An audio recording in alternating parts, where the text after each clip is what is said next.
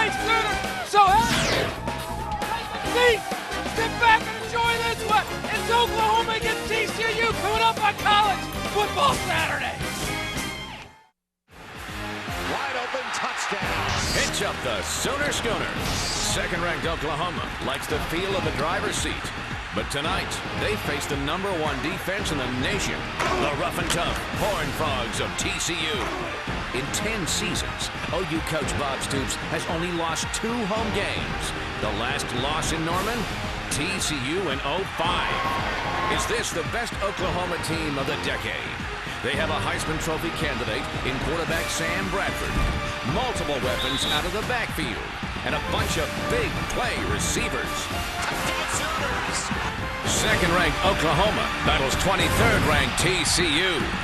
What happens when the top-scoring team in the nation battles the #1 defensive unit in the country?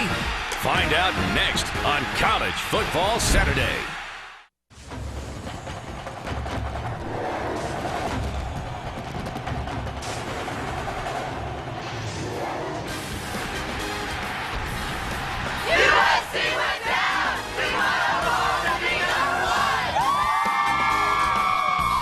The atmosphere in Sooner Country, as good as it gets, and it should be, with so much at stake.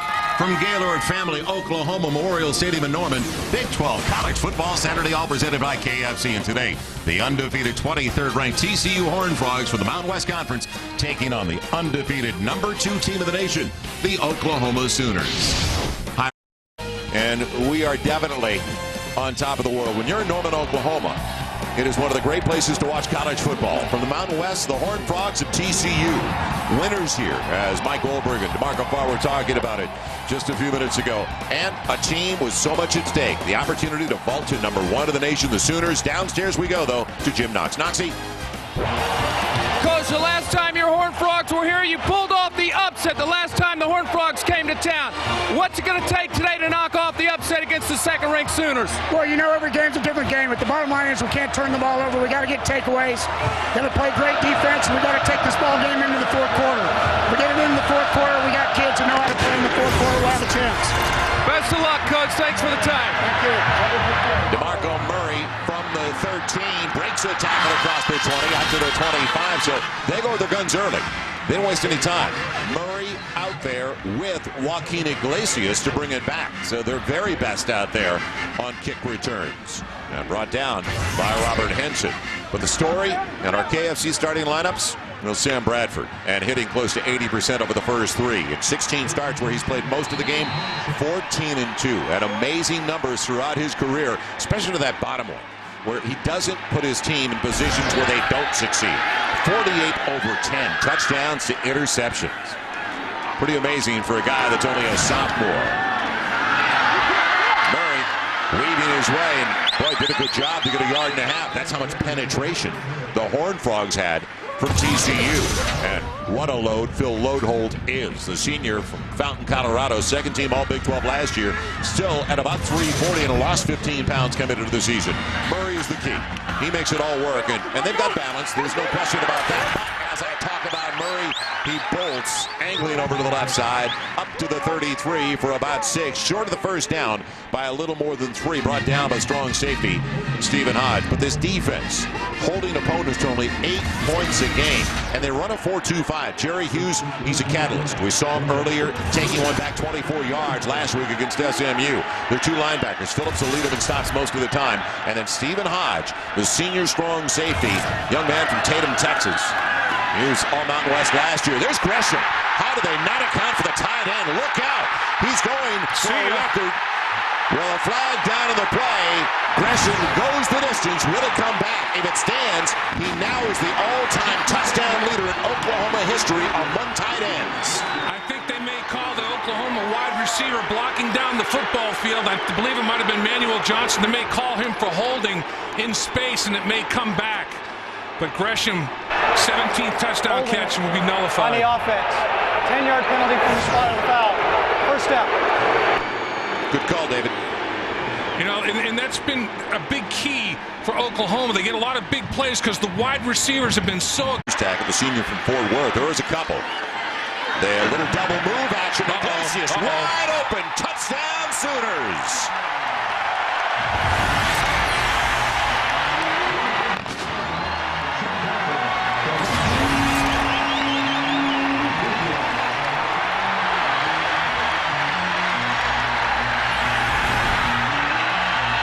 Let's take a look. You get Gresham. Look, he's going to run almost like a little outlet. Iglesias on the outside just beats his cornerback on a little double move. Wide open in the back corner of the end zone. The worst nightmare for TCU occurs, giving up big plays in Oklahoma's first possession. After beating up on Washington to the tune of 55-14 2 weeks ago. Now the short kick. It is going to be Brown bringing it back to the 15. And Brown's got a nice lane across the 30. Look out, he's got a block, and he may be able to go the distance. Yes, sir. They don't have an angle? Yes, they do. Wow. At the 20, he's going to be bumped out. Wow. And a touchdown-saving tackle by free safety to Lendy Holmes. What speed Lendy Holmes showed. Well for Oklahoma. And going hurry up again, looking deep, wide open. Manuel Johnson. He will take it the distance. Touchdown, Oklahoma. Wow.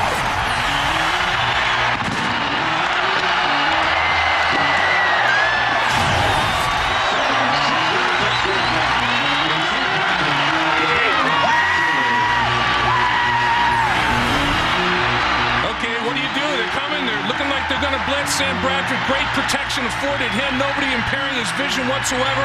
And it's just foot speed. And you know what? Number one wins it. Johnson outraces Priest. So Oklahoma trying to avoid their fourth consecutive 3-and-out after that incredible first 15 minutes of play. They have definitely found some quicksand here and slowed down considerably in the second quarter.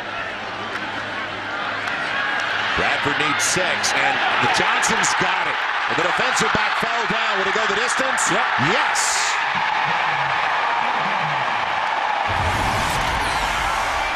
Falling to the turf was Sanders. Sanders slipped. Johnson, see you later.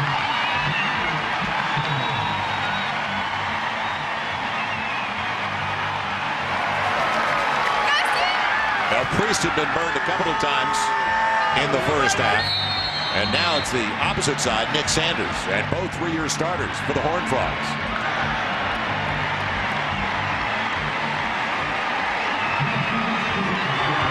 What a half for Johnson. Couple of long balls for Manuel Johnson. And for Bradford, without the aid of a running game. Yeah.